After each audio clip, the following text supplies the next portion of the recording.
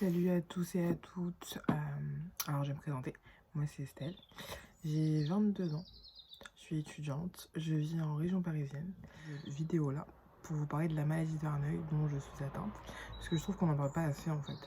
Je trouve que vu le nombre de personnes que ça touche, on n'en parle pas vraiment assez. C'est-à-dire que ce soit à la télé, dans les magazines, ou dans les magazines santé ou autres, on n'en parle pas vraiment assez. Or que d'autres maladies chroniques excusez-moi, ou orphelines, on en parle plus que la maladie de Verneuil. Or qu'elle est bien présente, qu'elle est bien ancrée, et que c'est une maladie très handicapante malgré son invisibilité. Oui. Donc la maladie de Verneuil, en fait, selon ce que j'ai pu comprendre sur les explications que j'ai pu lire, après, vous pouvez aller taper maladie Verneuil sur Google, hein, mais bon, si vous voulez une explication de vive voix, voilà, c'est ce que j'ai compris. Donc, la maladie de Verneuil, en fait, c'est une défaillance du système immunitaire. Et vu que ton système immunitaire part en cacahuète, bah, ça te fait des nodules inflammatoires. Ce qui te donne, bah, en fait, les boutons de Verneuil. Donc, vu qu'on ne sait pas pourquoi ton système immunitaire il fait ça, mais du coup, on prescrit des antibiotiques ou des chirurgies. C'est les deux seules solutions qu'on trouve efficaces, selon leur dire, bien évidemment. Et ce qui est vrai, en fait, parce qu'il n'y a pas vraiment de traitement, à part les antibiothérapies ou les traitements expérimentaux, anti-TNF, alpha ou IL-17. Toi, si par exemple, tu as été diagnostiqué cette semaine et que tu cherches à avoir un réconfort, en fait, à pouvoir discuter avec quelqu'un, à savoir comment la personne elle a pu vivre ça, en fait. Tu veux juste t'exprimer, être réconforté, savoir comment ça se passe. Voilà, tu peux pas, en fait. À part sur Facebook. Et encore, si t'es timide, bah, tu parleras pas aux gens. Et enfin, moi, voilà. Ok, il y a de la solidarité entre nous, oui, entre personnes qui sont à tête d'un maladie Verneuil, ce que je trouve super sympa. Mais je trouve qu'on n'en parle pas vraiment assez. Sur YouTube, tu vois que des vidéos de l'hôpital en te disant qu'est-ce que c'est la maladie Verneuil. Tu trouves pas des témoignages. C'est-à-dire que même moi, là où je suis suivi, j'ai jamais rencontré personne qui avait la maladie Verneuil. J'ai jamais pu échanger avec une personne qui avait la maladie Verneuil. C'est ma vidéo là pas pour raconter mon quotidien avec les Verneuil, tout simplement. Donc, moi, du coup, j'ai été diagnostiquée en 2013.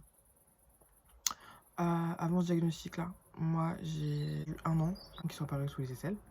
Des boutons qui n'étaient vraiment pas du tout normaux. Je suis partie consulter mon généraliste. Hein. Mon généraliste m'a prescrit une semaine d'antibiotiques, donc d'amoxicilline, si mes souvenirs sont bons, et un petit récipient avec un liquide transparent et le bouchon bleu et l'étiquette blanche. Ça commence par un H, E, je sais plus c'est quoi le nom, mais je sais que c'est H. Et ensuite, suite à ces une semaine, bah, rien n'a bougé, parce que c'est Verneuil. Puis c'est pas normal, Estelle, attends un peu, et tu vas le revoir. Après, je me suis dit, mais Estelle, réfléchis, t'as changé tes habitudes. T'as pris un autre déodorant, t'as pris un autre jet douche, c'est peut-être ça. On revient à ce que tu fais d'habitude. Je suis revenu à mes habitudes, et en fait, c'est pas. Justement, il y en a encore 2-3 qui sont apparus. Et du coup, rebelote. Je suis sur mon généraliste qui me represcrit la même chose. Donc, je me suis dit, vas-y, c'est bon. Laisse, ça va partir avec le temps. C'est des petits boutons, ils vont partir avec le temps. Ne te casse pas la tête, laisse-les vivre, même si ça faisait mal. J'en ai parlé autour de moi. Et puis mon frère m'a dit Estelle, va en Raymond d'Or. En fait. Il y a les urgences dermatologiques, donc va, et eux ils vont te dire ce que c'est. Ok, d'accord, j'ai laissé traîner, j'ai laissé traîner en espérant que ça parte tout seul. Donc au bout d'un an, je suis partie consulter aux urgences dermatologiques Henri Mondor à Créteil. Donc à l'époque c'était encore au 5e étage. Donc j'ai attendu 2-3 heures aux urgences. Je suis passée en consultation. Donc j'ai expliqué ma situation. On m'a ausculté. Ensuite on m'a dit le diagnostic. Hein. Vous avez la maladie de Verneuil. Ah, maladie de Verneuil. C'est une maladie enfin, moi je me suis dit, c'est un joli nom pour une maladie, parce que 2 c'est un nom un peu humble, genre de Verneuil, tu vois. De Verneuil. Mais en fait, je savais pas ce qui m'attendait derrière. Donc on m'a prescrit allez, 2 mois d'antibiotiques. Donc je crois que c'était de la doxycycline, que je prends toujours actuellement, en traitement de fond et en cas de poussée de l'amoxicilline, parce que ça c'était au début, mais c'est ce qui a fonctionné sur. Après j'ai pu avoir, j'ai eu différents traitements, voilà, tout ce qu'on pouvait essayer, bah, on me l'a essayé. Et puis, il y a des choses que je n'ai pas tolérées. Par exemple, Rifadine, j'ai pas toléré. Et d'autres. Il y en a plusieurs d'autres que je tolérais pas du tout. Donc, doxycycline et en traitement de fond et de l'amoxicilline en cas de poussée. Enfin, d'augmentin, quoi. Ah, ok, d'accord. Et vous prendrez rendez-vous avec le docteur Hodge dès que possible. D'accord. Qui est le docteur Hodge? Bah, le docteur Hodge, c'est la spécialiste de Verneuil qu'on a dans nos locaux. Ok, mais je vais à l'accueil, je prends rendez-vous avec elle. 3 mois plus tard, je la rencontre.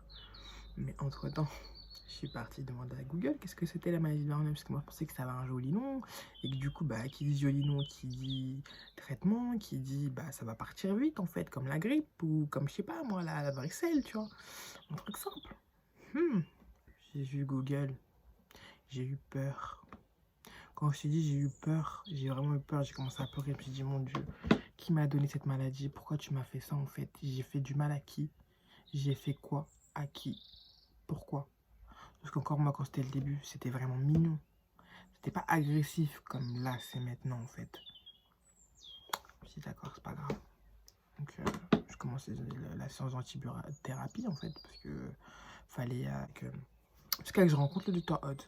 Donc du coup je rencontre le docteur Hodge. Docteur Hodge bah, m'explique la maladie. Ce que j'ai pu voir sur Google, ce que j'ai pu approfondir, j'ai pu lui poser toutes les questions que j'avais pu, je voulais en fait tout simplement. Et m'a prescrit un autre traitement. Je sais plus c'était lequel exactement. On prescrit un autre traitement, du coup bah, pour essayer. Vu que c'est le début, c'est le stade 1. On essaye tout sur toi pour voir ce qui marchera le mieux. Hein. Ok, on essaye. Donc je la vois bah, tous les 3 mois, ensuite tous les 6 mois. Et puis quand j'ai un problème, bah, je vais aux urgences. Donc ça c'est le début. Donc en gros ça fait 8 ans que j'ai Verneuil. Je vais vous expliquer mes dernières grosses expériences de Verneuil. Donc la plus grosse récente entre guillemets, c'est celle de 2017. Donc en 2017, bah, je m'en retiré 3 couches de peau sous les 2 aisselles. Donc le 6 janvier 2017, donc quelques temps après les fêtes, je vais en règlement d'or. Je passe ma nuit. Le lendemain, on m'opère. L'opération s'est très bien passée. J'ai juste fait une hémorragie d'un bras, du coup ils m'ont ouvert, ils m'ont fait un plus gros trou que sur l'autre bras.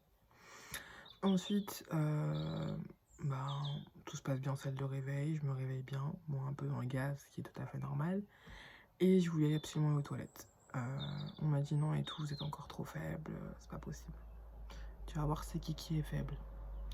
J'ai dit je veux pas d'assistance, aidez-moi juste à me lever, je peux aller aux toilettes toute seule. J'arrive à me lever toute seule, aller aux toilettes toute seule. On me dit vous êtes chapeau madame, vous êtes très courageuse. Je me dis mais courageuse de quoi? Je veux juste aller aux toilettes toute seule en fait. Mais c'est parce que j'avais encore l'anesthésie que je sentais rien. Je voyais que j'avais une armure sur moi, que j'avais plein de pansements, mais je sentais pas vraiment la douleur en fait. J'ai pu aller aux toilettes, j'ai pu me lever, j'ai pu me rallonger. Et j'avais grave faim, ça faisait 24 heures, j'étais à jeun, j'avais faim de ouf. Moi j'avais prévu le coup parce que ma mère elle m'attendait. Je lui ai dit non vas-y, va à Créteil Soleil, va t'occuper parce que ça va être long. J'ai dit maman aussi au passage, prends-moi un Burger King, prends-moi pas les frites, prends-moi juste le burger, tu vois. Prends-moi bien un double Whopper cheese, puisque je prends tout le temps au BK, tu vois. Du coup, j'ai dit madame infirmière, moi j'ai faim, ça fait 24 heures que je suis à jeun, voilà quoi, j'ai pu aller aux toilettes toute seule, ça va, je me suis bien réveillée, tout se passe bien, est-ce que je peux manger? Elle me dit oui, dans 1 heure. Je suis d'accord, mais dans 1 heure, c'est quoi le plat du jour? Elle me dit c'est un bouillon. J'ai dit soupe ou bouillon? Elle m'a dit non, bouillon. J'ai dit mais quand vous dites bouillon, c'est genre le bouillon. Elle m'a dit oui, avec? Ah bah avec un yaourt et une compote. D'accord. Merci madame, c'est très gentil, bon courage à vous. Maman sort les sandwichs. Maman sort les sandwichs, ma pauvre maman, je l'ai mangé ses doigts en même temps. Parce que j'arrivais pas à la prendre, enfin voilà. Du coup, bah, elle m'a donné à manger, je l'ai mangé chez doigts, la pauvre. Ensuite, j'ai le chirurgien qui vient me voir. Ouais, bah, c'est bien passé, qui me donne le compte rendu, tout ça, et ouais, tout s'est très bien passé. Tout se passe bien, je reste 3 jours à l'hôpital, enfin 1 semaine à l'hôpital, je crois. Ma mère ne pouvait pas assister à quand on me changeait les pansements, du coup, on me demandait de sortir. Et ben, on m'a fait les pansements, je suis rentrée. Tout s'est bien passé, j'ai bien cicatrisé. Il fallait que j'attende que... Je sais plus comment ça s'appelle. En fait, la peau était ouverte et il y avait des taches de gras, je sais plus comment ça s'appelle du tout. Il fallait que ça parte en fait pour qu'on puisse me faire une greffe de peau. Donc, c'est parti au bout de 2 mois. Donc, mes infirmières, en fait, au bout d'un mois, il restait vraiment une toute petite tache. J'allais chaque semaine à l'hôpital pour savoir si c'était bon, si je pouvais avoir ma greffe de peau et tout, parce que j'ai mon bac à repasser en fait. Donc je l'avais raté en 2016, du coup il fallait que je le repasse en 2017. Et je voulais savoir quand est-ce que je pourrais avoir une vie normale en fait, entre guillemets. Et du coup, mes infirmières ont trouvé c'était de l'algostérile, je sais pas du tout, je crois, pour absorber la sécrétion en fait qui faisait que j'avais pas mon opération en fait. Du coup, c'est bon. Elle a trouvé la technique en 2 semaines, j'avais plus rien. J'ai eu mon opération le 13 mars 2017. Donc on m'a retiré de la peau des plis de laine, donc en bas, pour les mettre sous des aisselles. Donc l'opération s'est très bien passée. Je sais pas ce qui s'est passé au réveil, je me sentais super mal. Dans ma chambre quand je suis rentrée, je me sentais super mal. Et je me suis dit c'est pas normal en fait, vous m'avez fait quoi? Vous m'avez donné quoi? C'est pas voir anesthésie que c'est la première fois que j'ai ça en fait, je me sentais partir concrètement, je me disais c'est pas possible en fait, c'est vraiment pas possible. Pourtant j'en ai eu des expériences avec Verneuil dans différents hôpitaux et moi je sais qu'en Raymond d'Or, niveau Verneuil, pépite, rien à dire. Mais là, je sais pas ce qui s'était passé. Donc un médecin passe, 2 médecins, ensuite 5 médecins viennent. On m'a rajouté quelque chose, je sais pas ce que c'était. Ensuite tout allait mieux, 2 jours plus tard je suis sorti de l'hôpital, bon je marchais comme un canard, les 2 bras et les filles de laine, mais tout s'était bien passé. Grâce à Dieu, j'ai jamais eu d'infection. Tout s'est très bien passé, j'ai pu repasser mon bac. Bon, j'ai pas pu écrire. J'ai eu des profs pépites, franchement, ils étaient au top. C'est-à-dire qu'ils ont fait en sorte que je puisse avoir des cours à domicile avec eux, des profs que je connais, des profs qui étaient dans mon établissement, pour que je puisse avancer, pour que je puisse avoir mon diplôme. Ok, je pouvais pas écrire, mais j'ai pu avoir une assistance le jour du bac, et j'ai pu avoir du temps supplémentaire. Vu que je prenais des médicaments, c'était compliqué d'être lucide en fait et de pouvoir réfléchir. Donc du coup j'ai pu avoir du temps supplémentaire, j'ai pu avoir une aide pour écrire parce que j'arrivais plus à écrire en fait. Et grâce à Dieu je l'ai eu avec mention foutu bac. Du coup vu que j'ai pas pu chercher, j'ai eu une grosse convalescence. J'ai trouvé une école pour septembre pour octobre. C'était en alternance, donc l'école où je suis actuellement. Donc je passe les tests et tout, je suis prise, voilà, il faut que je trouve une entreprise, sauf que c'est compliqué. J'arrive en octobre pour trouver une entreprise, c'était vraiment compliqué. Entre temps, je revois le docteur Oz, tout se passait bien sous mes aisselles, j'étais contente et tout, aucun souci. Sauf que Verneuil est réapparu très tard. Donc Verneuil est réapparu où? Au niveau du pubis. Donc Verneuil est réapparu au niveau du pubis. J'étais choquée. Je lui explique ma situation, elle me dit vous avez 2 solutions. La première, c'est de refaire ce que vous avez fait sur les aisselles. Sauf que en fait, si vous faites ça, vous avez incapacité complète pendant 1 an. Je lui ai dit pardon. Quoi? Oui, madame, incapacité complète pendant 1 an. J'ai dit, on comprend bien la même chose, vous et moi, incapacité complète pendant 1 an. Ça veut dire plus marcher. Déjà, l'autre, la dernière fois, là, j'étais handicapée, c'est ma mère, elle me lavait, c'est ma mère, elle me portait, je pouvais pas l'autoyer toute seule. Là, je marche plus. Je fais 1m80, 131 kg.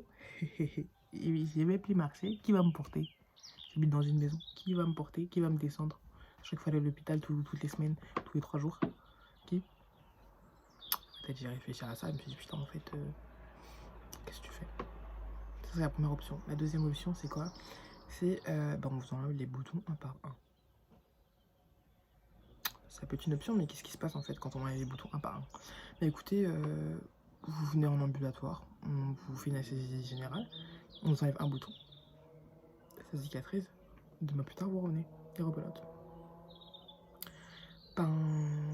Ça m'arrange pas non plus en fait parce que mettre ma vie en suspens pendant 2 mois, non en fait je suis jeune, j'ai des études à faire, je dois travailler, je dois m'amuser, je dois profiter, je dois voyager et non, déjà que j'ai un traitement qui est pas facile en fait, là vous me rajoutez ça, allez c'est pas grave, on va faire ce que vous m'avez dit. Du coup j'ai dû arrêter les études, j'ai fait 1 par 1, J'ai retravaillé quand j'ai pu retravailler, c'est-à-dire que quand j'avais la force de marcher, de faire ce que je pouvais faire, bah, je le faisais. Et puis bah, quand je pouvais pas, il fallait que je reste alité ou il fallait que j'ai de l'aide. Et c'est ça Verneuil en fait. C'est ça, c'est un handicap invisible, c'est-à-dire que tu vois la personne, tout va bien, elle a le sourire, elle pète la forme, elle rigole avec toi, vous passez des bons moments, elle est là, elle te conseille quand t'as un truc, t'as un problème, elle est là. Mais en fait, c'est pas facile ce qu'il y avait cette personne-là. C'est vraiment pas évident du tout. Elle a besoin de soutien et d'être assistée en fait quand on en a besoin. Et c'est vraiment très très compliqué cette maladie-là. Et toutes les personnes qui me regardent, je vous envoie plein de good vibes et plein de force parce que c'est quelque chose de très compliqué. Je dirai plus prochainement. Et je vous souhaite une bonne journée, une bonne soirée. Et ça m'a fait plaisir de partager ce moment-là avec vous. Bisous!